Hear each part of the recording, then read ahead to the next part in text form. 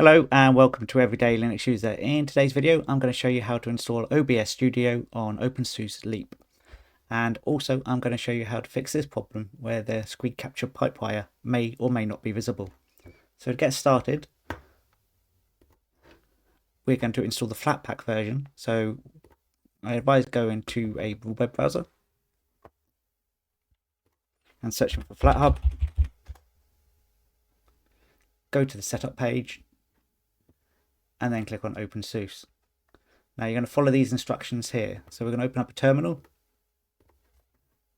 We're going to copy this line here and paste it in.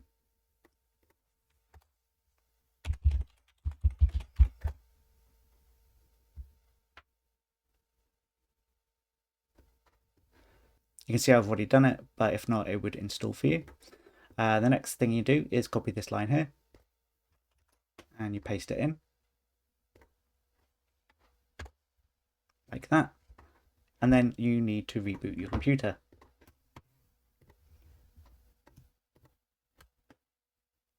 Now this will differ depending on the desktop you're using, but just reboot your computer.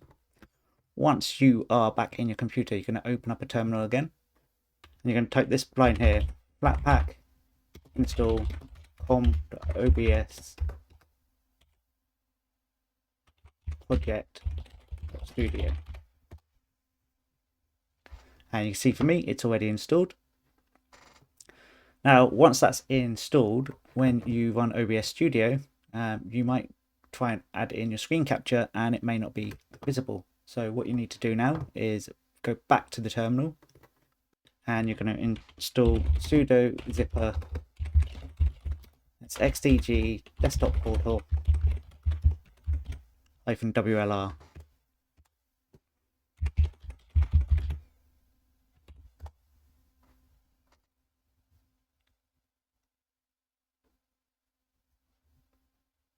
And you see I've already got it installed, so it's not going to install again, but for you it would install. And the next thing you're going to need to do is enable the relevant pipewire and wire plumber services. So what we're going to type is system control -user status pipewire wire plumber. And you can see they're both enabled for me, but they may show as disabled for you.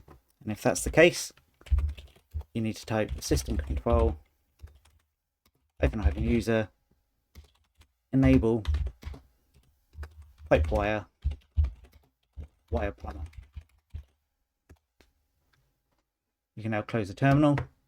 You'll probably need to reboot again like that, but the next time you open OBS Studio you should see screen capture pipewire as an option.